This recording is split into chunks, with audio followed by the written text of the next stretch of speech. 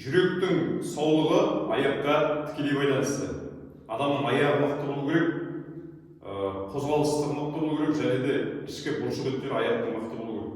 Олар енді жаттығулар айта берсек көп, приседания, мысалы жағдайы жететін адамдар денсаулық көтеретін жаяу жүру, бірақ шама-шарқы келгенше жаяу жүру керек. 10 мың қадам бірден жүріп кетпеу керек. Кейбір артрит, артроз бар адамдарға, белінде грыжасы бар адамдарға шама-шарқы келгенше жайлап жүріп көтеру керек. Қазіргі керемет жаттығу ол мына біздің аяғымызды мықты қылып, омыртқамызды мықты қылып, бір жағынан қан айналысын мықты қылып. Қазір менімен бірге 1 минут тұрып көріңіздер. Егер 1 минут қиын болса, 10 секунд, 15 секунд соның өзі өте пайда. Жайлап өсіресіздер. Ендеше керемет жаттығу. Демді қалыпқа келтіріп аламыз. Аяқты ашамыз. Иықтың арақашықтығындай, немесе жамбастың арақашықтығындай. Ендеше міне мынандай қырынан көрсем сіздерге ыңғайлы болу үшін көруге.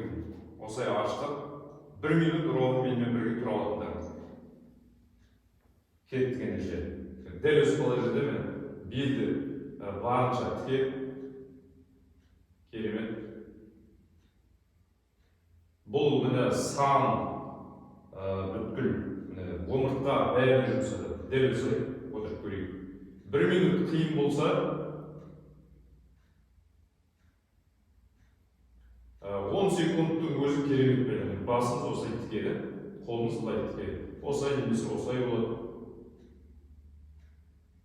Керемет. Міне 30 секунд қалды. Барынша ұстаймыз. Егер 1 минут қиын болса, 10 секунд, 15 секунд, хотя 30 секунд. Дәл өзін көрдіңіз бе? Қолғалықтаймыз. Сандар қызып атыр, бал, омыртқа, бел омыртқа, бұл пуық жолына да керемет пайдалы. Омыртқаларыңызды тіке ұстап үйренесіздер. Керемет. Шамалы шыдаймыз. Тұрғанда расслабиться етеміз. Жай дыханиені расслабить етеміз. Міне, жай тұрамыз. Резкий движение жасамаймыз. Күнде 1 мезгіл, 2 мезгіл жасауға болады. Күніңізді осыдан да бастауға болады, осы жаттығуды. Міне, керемет аяқтар қызып жатыр.